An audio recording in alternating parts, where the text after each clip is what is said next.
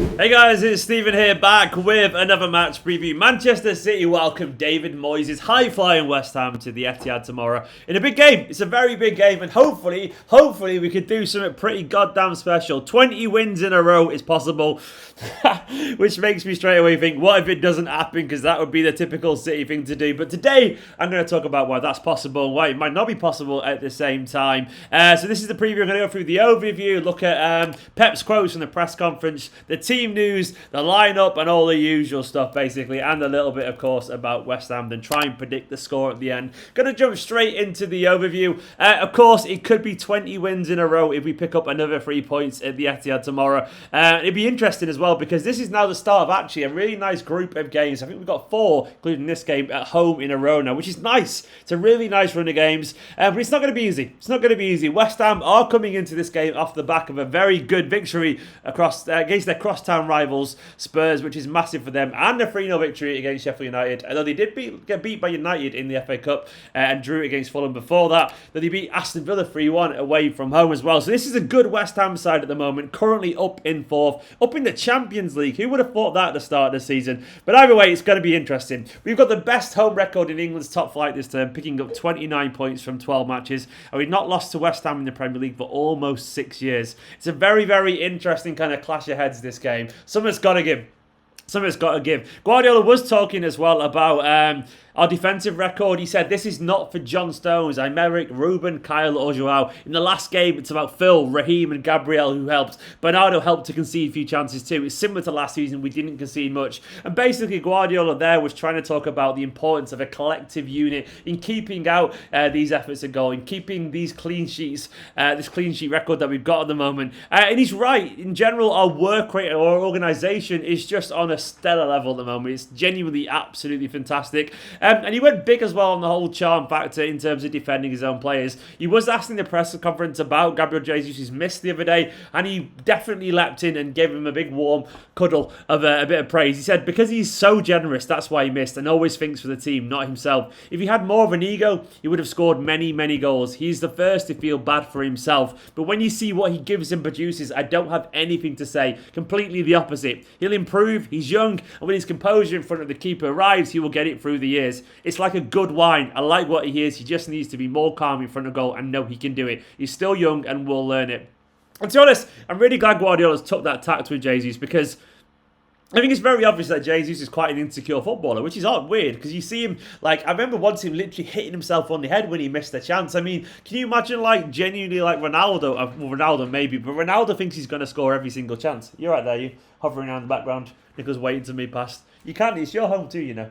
It's fine. But anyway, yeah, can you imagine Gabriel Jesus having that same level of confidence? You just can't. He's far too self-critical. He looks really upset when he misses a chance. Not from a frustration way, but I'm disappointed in myself kind of way. And he definitely needs the arm around the shoulder. He's that kind of player. Some people need a harsh, stern word. Some people need a little bit of love. And that's what Gabriel Jesus is getting from Guardiola there. He was also asked about the money comment the other day. You know how he said, oh, we win because we have lots of players, buy lots of players and lots of money. And he put, it's not sarcastic.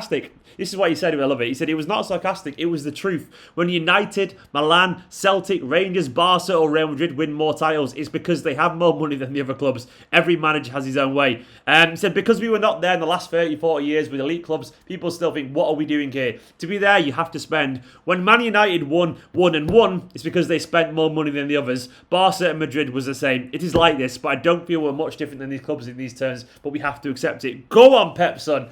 He's absolutely right. Unfortunately, the teams that spend a lot of money are probably going to win things. And United did it. I know inflation makes it look like a different picture for them, but it's exactly the same. Inflation would... Imagine Rio Ferdinand's fee now, 30 million. It's probably like 100 million plus. It's absolutely ridiculous. But he's right. He's absolutely right. In terms of the team news, it's pretty much as you were. Everyone is basically available other than Nathan Ake, unfortunately. No, Nathan Ake, baby. I really want to sing that. Fingers crossed, man. Fingers crossed life gets back to normal. I want to see fans in the ground. Fingers crossed it's only a few months away as well. It'd be lovely, wouldn't it? And I want to see that as a song. I tell you what, promise me one thing watching this. If we get back in the Etihad Stadium, make sure we all give that a go because I want Nathan Ake Baby to be absolutely belted round. A bit of a human league would be wonderful. But the team news, the squad is good. The squad is healthy. The squad is happy and everyone looks fit and fresh. Fish. Everyone looks fish apparently. Fit and fresh and ready to go. including Sergio Aguero, which brings me on to the lineup. It's going to be difficult here. It's going to be very difficult. You've got to bear in mind, of course, that we play Wolves on Tuesday as well. It's not going to be easy. It's going to be a difficult game for us. Sorry, my phone was buzzing away there, so checking WhatsApp.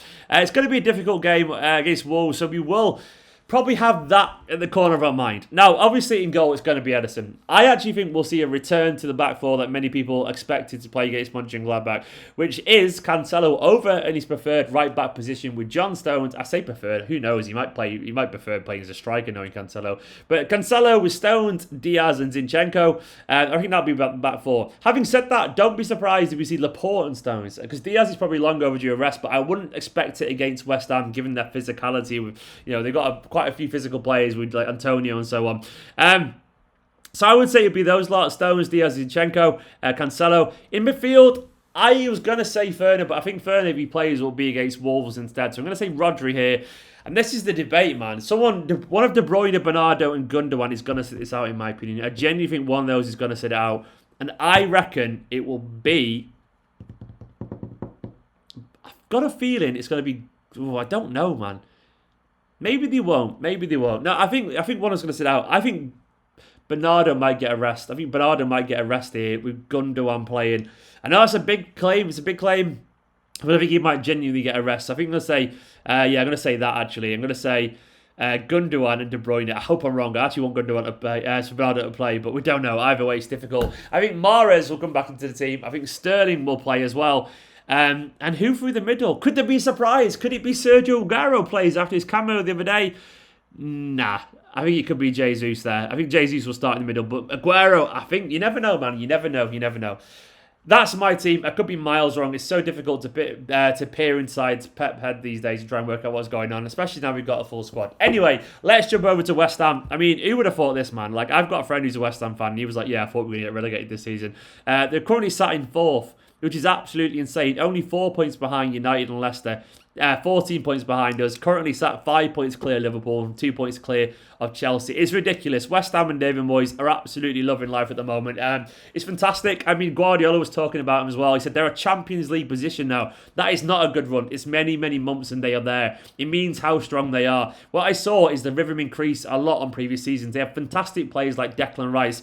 Antonio is always a headache for his movements. David Moyes, I admire this type of person like Roy Hodgson. They have incredibly long careers. I would love to have these careers for many years and a passion to do the job. And he's right, man. You look at the results as well.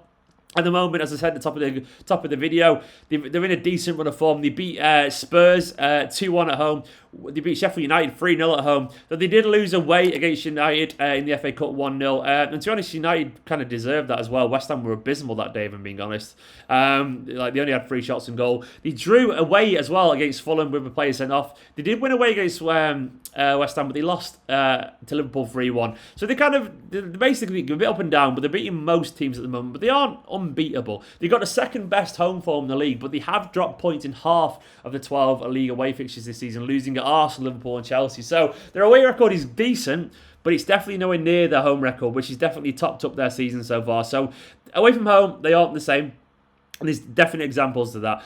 In terms of the players, I think Masuaka, Ogbonna and Yarmolenko probably are going to miss out with this, but they could basically go with the same level that they played against Spurs, which means the likes of Fornals, Jesse Lingard, Jared Bowen, all behind Mikel Antonio, a guy who's, I think he scored against us, didn't he, when it was 1-1 draw. And obviously they got Declan Rice and the most incredibly popular player in the Premier League right now, Thomas Soucek, a great footballer. And of course they got the likes of Diop, who'll probably start alongside Craig Dawson due to Ogbonna's absence. So basically West Ham are a good side. They are going to be in our faces, and I would not be surprised to see someone like Jesse Lingard score. He's the kind of player who would score against us. I mean, they're just a good football side, you know. They're a good side at the moment with tricky players. Lingard and Bowen are in form. Antonio is physical. He has given us problems before, and I want to see Diaz absolutely all over him. Last time he scored a good goal, even though there was hints of a handball, I think, from what I can remember. Either way, I might be remembering that wrong, so correct me if I'm wrong there. But what I know, it's going to be a difficult game. Having said that, onto my prediction, I think we'll be up for this. And I think we will make it 20 wins in a row. I don't want a typical City thing to jump in the way here and actually,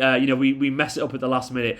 He just sat politely in camera there. Adorable. She's like, she could find the one spot to be in camera. If you want to sit down, sit on the sofa. He's just there.